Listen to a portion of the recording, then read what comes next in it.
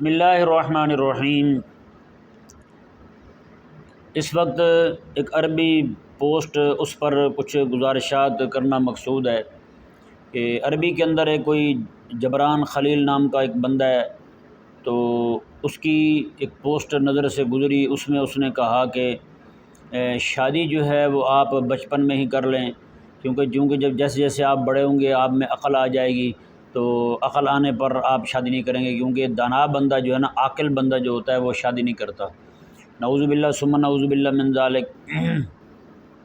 یہ ان لوگوں کو اب یہ اس کی انتہائی یعنی کہ نازیبا پوسٹ ہے، اور اس پوسٹ کو جو ہے نا بعض مذہبی ذہن کے لوگ جو ہے نا وہ بھی اس کا ترجمہ کر کے اس کو سوشل میڈیا پر وائرل کر رہے ہیں، ہر طرف لوگوں میں اس کو عام کر رہے ہیں، پھیلا رہے ہیں۔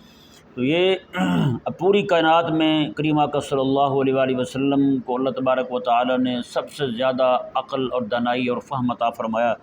ساری کائنات میں سب سے بڑے عقل والے میرے آقا علیہ الصلوۃ والسلام ہیں، ساری کائنات میں سب سے بڑے فہم والے میرے آقا علیہ الصلوۃ والسلام ہیں۔ تو کیا خیال ہے آقا علیہ الصلوۃ والسلام نے کتنے نکاح کیے تھے، اور آقا علیہ الصلوۃ والسلام نے کس عمر میں نکاح کیے تھے؟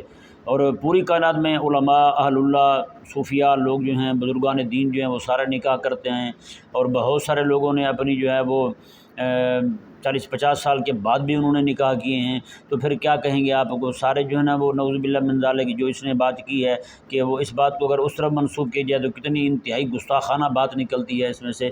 اس لیے میری عوام تو عوام مولویوں کی خدمت میں بھی گزارش ہے کہ آپ مہربانی کیا کریں، پہلے کوئی بھی پوسٹ ہے اس کو دھڑ دھڑ ترجمہ کر کے شائع نہیں کرنا چاہیے، پہلے اس کو دیکھ لینا چاہیے کہ اس کے نتائج کیا برآمد ہوں گے، اس کا مآل کیا ہوگا۔ آپ نے تو لگا دی، ترجمہ کر دیا، جب تک عربی میں تھی عوام کو پتہ نہیں تھا، آپ نے ترجمہ کر دیا، اب عوام کو بھی پتہ چل گیا کہ جناب یہ بات ہے۔ اب لوگ جو ہے نا وہ بات پہ وہی بات کر رہے ہیں، وہ جی فلانا جو ہے نا وہ عقل مند نہیں ہے کیونکہ اس نے شادی کر لی ہے، ہیں جی، تو اس کو چاہیے تھا کہ وہ بچپن میں شادی کر لیتا، بڑے ہونے پر عقل آ جاتی ہے، پھر بندہ شادی نہیں کرتا، اس کا مطلب ہے جب بڑا ہو جائے تو پھر شادی کرتا، تو اس میں عقل ہی نہیں رہتی۔ نعوذ باللہ من ذالک۔ اس طرح کی باتوں سے بچنا چاہیے، انتہائی گستاخانہ اور نازیبا بات ہے یہ۔ اللہ تبارک و تعالی ہمیں سمجھنے کی توفیق عطا فرمائے۔